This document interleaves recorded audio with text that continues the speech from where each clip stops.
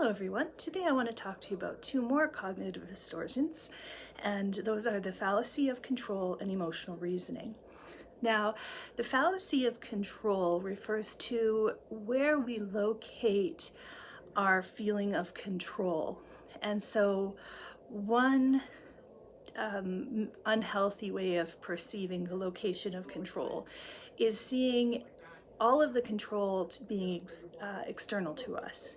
So we feel that everything that happens in our lives is the choice of someone else, that we're sort of victims to circumstance. There's nothing we can do to change anything. And that type of thinking leads to feelings of helplessness. Now, that's not saying that there aren't things that we can't change, and there aren't things that we have to work our way through. But there are always choices and amounts of control within the situation or the parameters we have to work within. It's very, very rare for human beings to be totally at the mercy of other people or of environmental influences. And so when you're sitting in a situation where it feels like you have no control, one of the ways to manage the anxiety and the helplessness that may come is to look for things within that situation that you do control. Even if it's as simple as, I control when I get up on the weekend. Because as simple as that sounds, there are always little things, and those little things will bring you a level of comfort when you're feeling like the world is spiraling out of control. One of the things I often talk to people about who struggle with feeling out of control are simple activities like organize your junk drawer, or pick an area of your house or an area of your life that feels like it could be reorganized or sorted or cleaned up or tidied, and spend some time working on that, because it allows you to feel that at least you have some control in this one small space. You want to acknowledge the balance between external control and internal choices.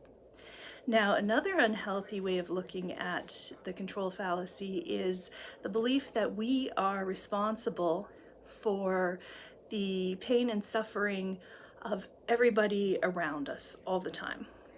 And so this type of thinking leads to a lot of people having no boundaries. So they feel that, if somebody is suffering, they have to help. They have to do something. They're not choosing to do something, they have to do it. If they are seeing someone who is, telling a heartfelt story and asking for money, they feel like, well, it's my responsibility to fix that or to make that better, or I have to be the one. And well, charity and helping people and, giving to others is good. It's not your responsibility to do it unless, there's some very specific relationships, like perhaps, parent-child relationship or partner relationship, or some people feel that, they have to when it's family involved.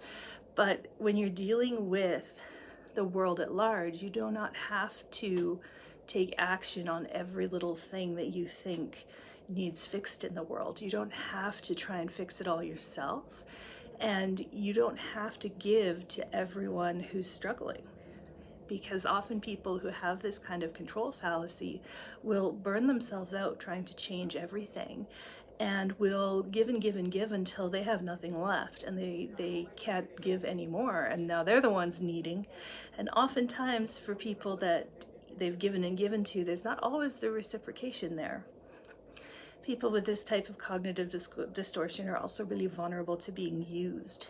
And so if people know, oh, you're always going to drop everything and run to help me whenever I ask you to, then there's never going to be any need for them to plan to ask anybody else for help or to plan ahead of time.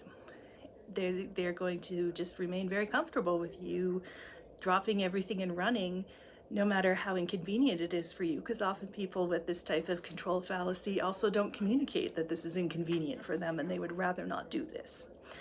And so it's important that if you're experiencing this type of control fallacy, that you start recognizing, first of all, you are not the only person in the world who has a level of concern for these things. And you have a limited amount of energy, and it's important that you use that energy judiciously so that you can accomplish what you want to accomplish, both for yourself and other people. And that it's okay to have boundaries, and it's okay to say no. Sometimes you can't, and you don't have to explain your no. Now, this is not an advocacy for dropping everything and refusing to talk to anybody and pushing everybody aside, because we all know, that kind of social behavior is not something that's healthy. However, this is a reminder that you need balance, because if you don't look after you and advocate for you, there's very rarely will you find somebody else who's willing to do it for you. You might find people who are willing to do it with you, but they very rarely will do it for you. So it's important to keep in mind, where are you picking up the pieces for other people when it's not your responsibility? Now, the next type of cognitive distortion is called emotional reasoning. And emotional reasoning is something we all do quite often. We don't even realize we do it. But we may be experiencing an emotion and we don't have an explanation for it. We might just be feeling off or anxious or frustrated or angry or whatever. Or it might have been building all day, or, something might have happened at work and you had to sort of sit on it, and you couldn't say anything, and so you get home and you're feeling angry already. And so when you have an emotion, if you can't identify why it's happening, then our mind automatically starts trying to figure out what the reason is. Now, let's say that you had a horrible meeting with your boss at work, but you had to just hold it all together, and so you kind of shoved it down for the rest of the day. And when you walk in the door feeling angry, your brain goes, oh, something's making you angry.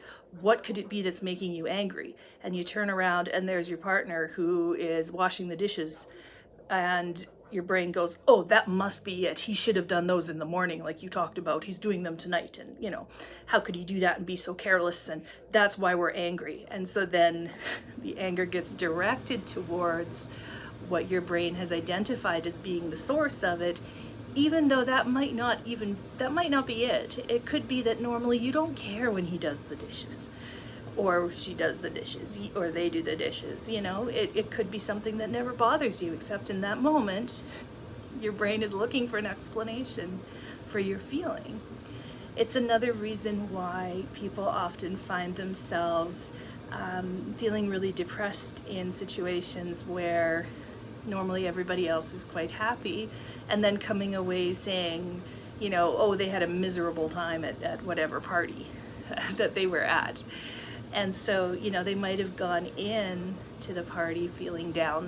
Maybe they were actually depressed, or maybe they were just having a low, sad day. And so they're sitting there and their brain is going, you're sad. Why are you sad?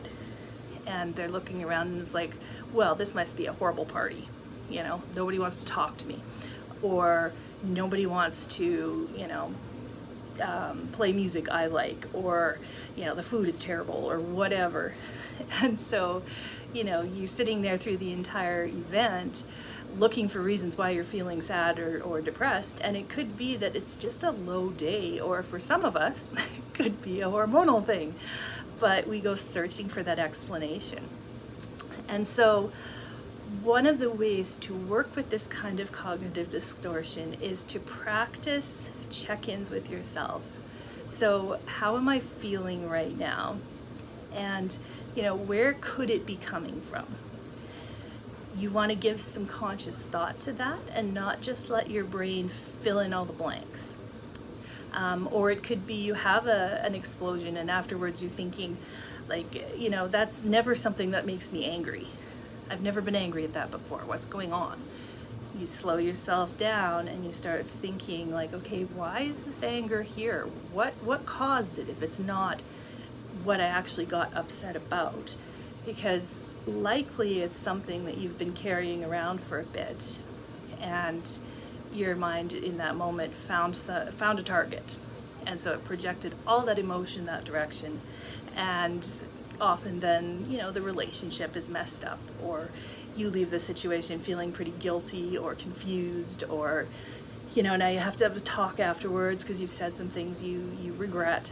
So it's important to do those emotional check-ins with yourself, especially if you start noticing you're feeling an intense emotion. So if you get up in the morning and you're like, oh, I feel kind of sad or off today, or, you know, I feel kind of, you know, blah or anxious or whatever it is, you take a moment and think, okay, so what is it?